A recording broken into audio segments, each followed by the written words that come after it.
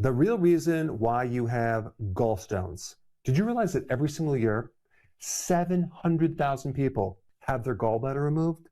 That is insane. We treat the gallbladder as an extra organ that we don't need. But at the end of this video, you're going to have a much greater appreciation for your gallbladder, what it does, and what you need to do to salvage it. And unfortunately, a lot of people that get the surgery have similar or the same symptoms as before the surgery, and sometimes even worse. And this video is not about getting you not to get the surgery, it's just giving you all the facts of what the gallbladder is, what causes a gallstone, and how to prevent them. When most people think gallstones, they think the person is eating a lot of greasy foods, too much fat, and that fat is triggering a gallstone. That's what they think. High cholesterol equals gallstones. That's another thing that people talk about. But I bet you never heard this. Low-fat diets are one of the single biggest triggers of gallstones. The gallbladder is a little sac. It hangs down from the liver. Your liver makes something called bile. It trickles through these little tubes called bile ducts, and it goes into the gallbladder. And the gallbladder actually stores the bile, it concentrates the bile, and it regulates how much bile is extracted from the gallbladder into the small intestine. And so it has a purpose. It's not an extra organ at all. It's super important in helping you break down fats. Why do we need to break down fats? Well, number one, to extract the fat-soluble nutrients like vitamin A, vitamin D, vitamin E, vitamin K. Without bile, we can't extract those key nutrients from our food. Also, what about omega-3 fatty acids? That's really important. Without bile, we can't extract that. So what the gallbladder does is it concentrates the bile to make it a lot stronger. So that way, when it's contracted, you have just the right amount of bile to break down the fat at a certain point. So then the pancreas can release its enzymes to take it to the next level. So the pancreatic enzymes and the bile work together to make these little fat particles small enough to get absorbed in the small intestine. And some common myths that people have, they think the gallbladder makes cholesterol. No, it's made by your liver and it drains down into the gallbladder because the gallbladder is just a little sac. And also, this bile that's made by the liver, guess where it comes from? It's made from cholesterol. And what a gallstone really is, it's a combination of too much cholesterol and not enough bile salts. That's what it is. So it's a super concentrated cholesterol stone. Why? Because there's not enough bile. So there's an imbalance with the cholesterol and the bile. But even before you get a gallstone, there's something that has to occur first, and that is bile sludge that kind of plugs up in these little ducts, in these tubes, and it backs up pressure into your liver, and then it can cause pain on your right shoulder through here that can radiate back through here, up through the neck, right through here. They think it's a problem with the right shoulder, so they get that evaluated and they get that treated, but really it's being referred down here by this sludge that's in these little ducts. And sometimes even an MRI won't pick it up because it hasn't formed into a stone yet. And so what is the elephant in the room? The elephant in the room is that the bile salts are missing.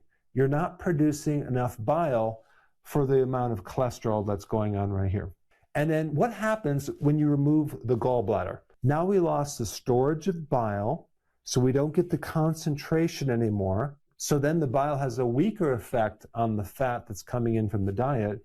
And also there's not a regulation anymore. And then the other complication is there's too much bile flowing through here. And so the person gets diarrhea. So too much bile is diarrhea and not enough bile is constipation. But the big confusion that people have is they think gallstones are created by too much dietary fat. That is not true. You get more gallstones when you're on a low-fat diet. Why is that? Because fat is one of the things that triggers the production of bile coming from the liver and also the contraction of that bile into the small intestine. So without that fat, you don't have that trigger, and so now everything kind of backs up So it's not the dietary fat that is the problem. So what is the real villain to this? Well, right here, sugar or hidden sugars is starch and too much insulin. Okay, high carb diets. Why? Because when you're on a high carb diet, you're going to make a lot more cholesterol, and you're also going to inhibit the production of bile. Like I just mentioned right here, going right into the sludge, into a stone. This is why pre-diabetics and even diabetics have a much higher risk of getting gallstones than people that are not diabetics. It's the sugar and the insulin that really puts you at risk. And one of the remedies that I recommend if someone has sludge and they have right shoulder pain is to actually take as a supplement some bile salts. One form that's really effective is called TUDCA. It is a synthetic bile, but it seems to work really good to allow the sludge to go through these ducts through here and get rid of a lot of the fullness underneath the right rib cage and the discomfort that people have in this side right here. And then also with the foods, I would recommend just taking some bile salts right after you eat, not before, because bile salts are alkaline. So if you're taking it before, it could potentially neutralize the stomach acid, because one of the things that also triggers this bile salt to be created and released is acid in your stomach. So those people that don't have enough acid in the stomach can also be at risk for gallstones as well, because you don't have that trigger. The point is that if you understand what causes this, which is actually a lack of bile, part of the solution can be to just take the bile to start to undo the sludge or this gallstone that you have and make it easier for things to flow, not as the ultimate solution, but as a coping mechanism as you fix the diet, as in lowering your sugar and starches and going on a low carb diet. And some people will ask, is it possible to take enough purified bile salts to dissolve a stone? And that really depends on how big that stone is. But even in the medical community, bile salts are used as a treatment for gallstones. And the question is, why don't they recommend it more? I don't know. Doctors are not necessarily recommending things that are not prescribed as much anymore, even though I think there are prescription bile salts, but you can get them over the counter as a supplement. Now, I also want to talk about this next thing, estrogen, as in birth control pills, estrogen therapy, and even during pregnancy, the risk of gallstones goes up. Why?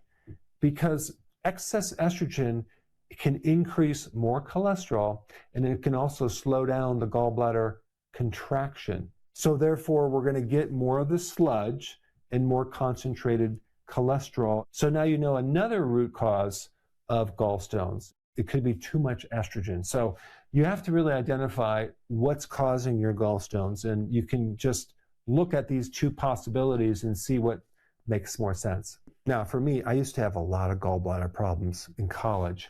And so because it was all clogged up, when I consumed fat, I had this contraction, but it was all blocked through here, not with a gallstone, but with sludge. And that put a lot of pressure underneath my rib cage when I ate fatty foods. But the real problem wasn't the fat, it was all the sugar and the starch that I was consuming.